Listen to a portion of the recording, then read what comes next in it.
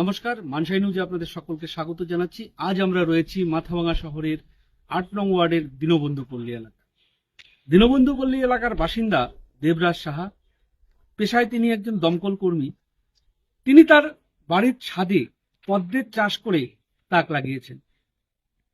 কি ভাবনা থেকে তার এই ছাদের বাগানে পদ্মের চাষের ভাবনা এলো, সমস্ত বিষয়টি দেবরাজ বাবুর সঙ্গে কথা বলে আমরা জেনে নেওয়ার চেষ্টা করছি। আসুন আমরা সেই ছাদ বাগানটি একবার ঘুরে দেখে তার সঙ্গে কথা বলার চেষ্টা করছি। কালবৈশাখীর মেঘ, বিশ্বকর্মা ঘুড়ির লড়াই বা শীতের দুপুরের আচার বড়ি শুকোনোর রোদ, সবেরই ঠিকানা ছিল এক ফালি ছাদ। নিজের বাড়ি থাকলেও ব্যস্ত জীবনে দিনের পর দিন ছাদের সিঁড়িতে পা পড়ে না কারো। এই ছবিটাই বদলে দিয়েছে দেবরাজ এলাকার মানুষজন। এখন তার ছাদে ভিড় করছে। বাতাসে বাড়ির ছাদে দুলছে রং বেরঙের পদ্ম ফুল, পাশেই সৌরভ ছড়াচ্ছে কাঠগোলাপ, গাঁদা, বেলি, গন্ধরাজ সহ বাহারি ফুল। পুকুর বা জলাশয় নয়, বাড়ির ছাদ বাগানেই পদ্মের চাষ করে তাক লাগিয়েছেন মাথাভাঙা শহরের ৮ নম্বর ওয়ার্ডের দীনবন্ধু পল্লীর দেবরাজ সাহা। পেশায় একজন দমকল কর্মী। তার বাড়ির ছাদে মোট ৩০ ধরনের রঙিন পদ্ম। গোটা বাগানে যেদিকেই চোখ যাবে মিলবে স্নো হোয়াইট, মাইক্রো লোটাস, শিয়ালিং, ওয়াইন পিওনি, গ্রিন অ্যাপেল দেখার সৌভাগ্য। বাড়িতে শখ করেই পদ্ম চাষের কাজ শুরু করেছিল। শখ থেকেই আজ বাড়তি অর্থ উপার্জন হচ্ছে। ছোটবেলা থেকে ফুল বাগানের প্রতি আগ্রহ ছিল দেবরাজের। তার ছাদে ফুলের বাগানও তৈরি করেছেন। তবে ১ বছর আগে হঠাৎই সোশ্যাল মিডিয়া পদ্মের বিভিন্ন প্রজাতি দেখে সিদ্ধান্ত নেন তিনিও তার বাড়িতে ছাদে বিভিন্ন ধরনের পদ্ম ফুলের চাষ করবেন। কিন্তু কোথা থেকে এই শেকড় আনবেন? অনেক খোঁজাখুঁজির পর কলকাতা থেকে কুরিয়ার করে পদ্মের শেকড় আনান। তবে সেই গাছ লাগিয়ে পরিচর্যাও করেন। গাছ বড় হতে শুরু করে, ফোটে ফুল। এরপর অন্যান্য ভ্যারাইটির পদ্মের গাছের শেকড় অন্যান্য টবের জমা জলে মশার উপদ্রব রুখতে ছাড়া হয়েছে গাপ্পি মাছ।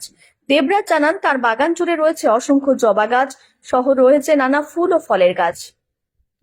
ডিপার্টমেন্টের কাজকর্ম সেরে যখনই সময় পান তখনই গাছের পরিচর্যায় লেগে থাকেন অবিরত। দেবরাজের অনুপস্থিতিতে ছাদ বাগানে টবে জল দেয়া, গাছের পরিচর্যা সহ নানান ধরনের সহযোগিতা করেন তার মা সহ পরিবারের অন্যান্য সদস্যরা। তার বাগানে ফোটা পদ্ম বিভিন্ন সামাজিক মাধ্যমে পোস্ট করার পর এলাকায় আলাদা করে একটি পরিচিতি পেয়েছে দেবরাজ। লোকমুখে শুনে অনেকেই তার বাড়ির ছাদে ভিড় জমাচ্ছেন ফোটানো পদ্ম ফুল দেখার জন্য। আবার অনেকেই আসছেন ছাদ বাগান করার পরামর্শ নিতেও।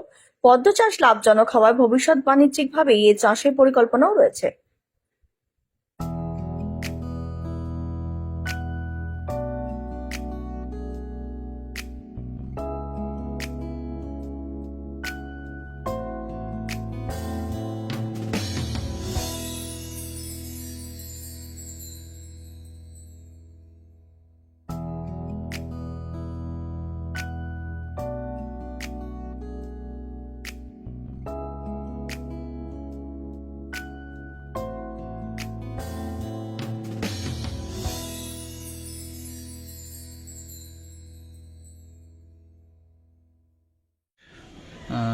প্রথমত সোশ্যাল মিডিয়াতে প্রথম আমি দেখি আর কি, সেই দেখে আর কি খুব ভালো লাগে আমার।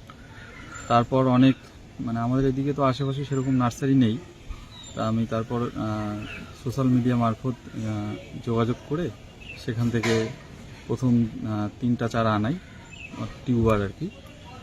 সেই টিউবার দিয়ে গত বছর প্রথম আমার পদ্মর যাত্রা শুরু হয়। তারপর যখন প্রথম আমার ছাদে পদ্ম ফোটে আর কি, সেই সৌন্দর্য দেখে তার প্রতি ভালোবাসা থেকে এতটা আকৃষ্ট হয়ে পড়ি। তারপর ধীরে ধীরে আস্তে আস্তে 1টা 2টা করে এখন আমার কাছে 30টার মতো আর কি ভ্যারাইটি পদ্ম রয়েছে। এগুলো বেশিরভাগই সব থাইল্যান্ড, চাইনিজ এইসব ভ্যারাইটি, দেশীয় আছে 2-1টা। তবে এগুলো আর কি খুব কম সময়ে ফুলগুলো হয়। টিউবার বসানোর 1 মাস থেকে 1.5 মাসের মধ্যেই আর কি ফুল পাওয়া যায়। কত করে এই চারা কিনে এনেছিলেন?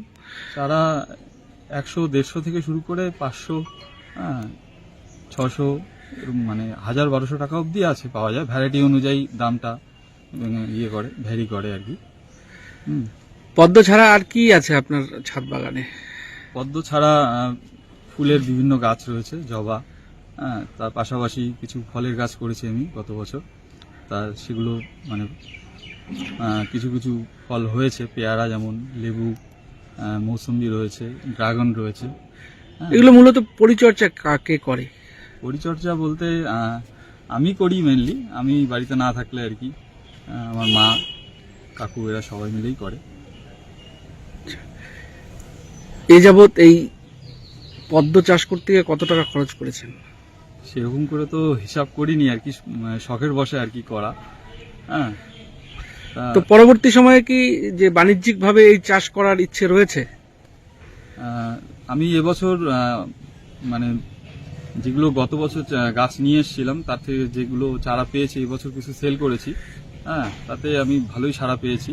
তাই ইচ্ছা আছে আগামীতে যতটা আমি পারবো বড় করে করার আর কি।